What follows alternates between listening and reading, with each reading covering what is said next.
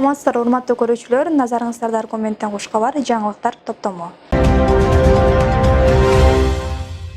Кулматов жазда мени баштайт.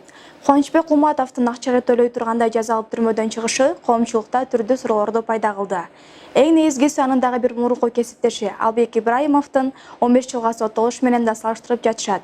Эмнеге мындай ыбырайым берилип калды дегендей суроолор катар-катар коюлууда. Алсо болгон аналитикалык билермандар ар кандай жоопторду узатышууда. Эң эле негизгиси Кубанычбек мырзанын бошотулушуна Россия чоң роль ойноду деген божомолдор басымдуулук кылып жатат. Бул окуяларга Кулматов мырзанын бошонгону тууралуу да түлөөсү да бензин чачып ого бетер алуулантып жиберди. Эми ушул эле коомчулук дагы ар кандай суроону талап кылып коюуда.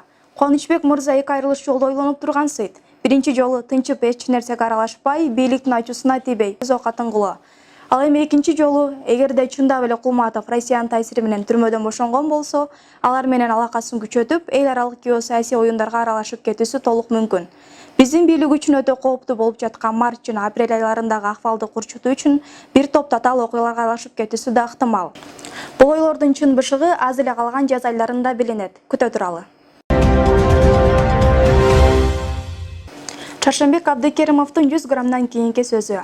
Бул интернет дегенин күч жагынан атомдук бомбадан деле өтүп бараткандай. Анткени ага жарыяланган материалдар кээде күтүлбөгөн жерден укмуштуудай күчкө ээ болот. Мындан бир топ убакыт мурун чыккан Кыргызстан саясий партиясынын съездиндеги негиздөөчүсү Шаршембек Абдыкеримовдун сөзү интернет шедеврине айланып кетти. Мындай карасаң жообу да жөнөкөй. Бир чети кадамын эсептей албай калдыбы? Демейде ар бир кадамын так санап шилтеген кадимки аюунун кожоюну Шаршембек мырза бул съездде алакүү болуп жаза басып алды.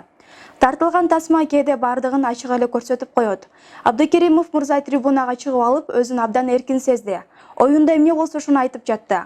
Бир маалда Кыргызстанда эки эле президент бар. Бири өлкө башчысы болсо, экинчиси мен деп Улуттук Олимпиада комитетинин президенти деп да жиберди. Съездде алып барып жаткан Кубат Оторбаевдин айласы кетип, эмне кылаарын да билбей калгандыгы даана көрүнүп турду.